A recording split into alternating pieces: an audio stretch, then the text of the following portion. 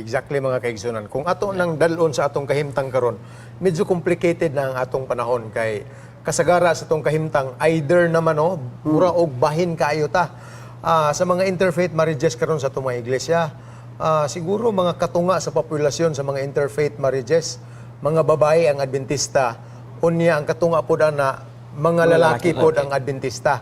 Wala pagitay statistics nga mapagawas mga kaigsunan kung kinsa bagyoy mas ni barog og lahutay whether ang babae ba or lalaki ang Adventista mga kaigsunan. Pero nakita nato ni dinhi karon nga mothers are influencers na ay usa ka proverb, European proverb mga kaigsunan nga nagkanayon nga ang mga amahan mao ang ulo sa pamilya og ang inahan mao ang liog.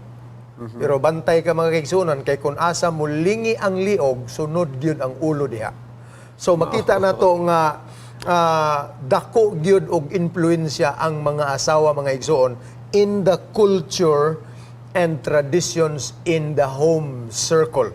Pero wala po ni magkanayon mga kaigsunan nga arang-arang ang atong mga babae nga dalaga nga magminyog dili Adventista kay madala ra nila. We are not sure daw be kung ang imong mapilian nga lalaki kadto nagyong arang nagyud kagahi unya palahubog sugarol pagyud unsaon naman lang na nimo. Dili matakos sa bagol mga kaigsunan ang luha og sakripisyo nga matilawan sa atong mga kababayenan nga mga membro niana.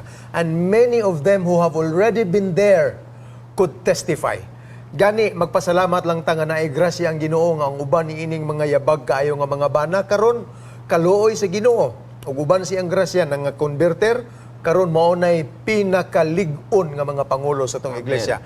And that is a long journey of sacrifice and faith mga kaigsunan. If you could not guarantee sa imong dalaga o sa imong kaugalingon nga mulahutay ka niana nga taas nga proseso, ayaw na lang yung inter mga kaigsunan.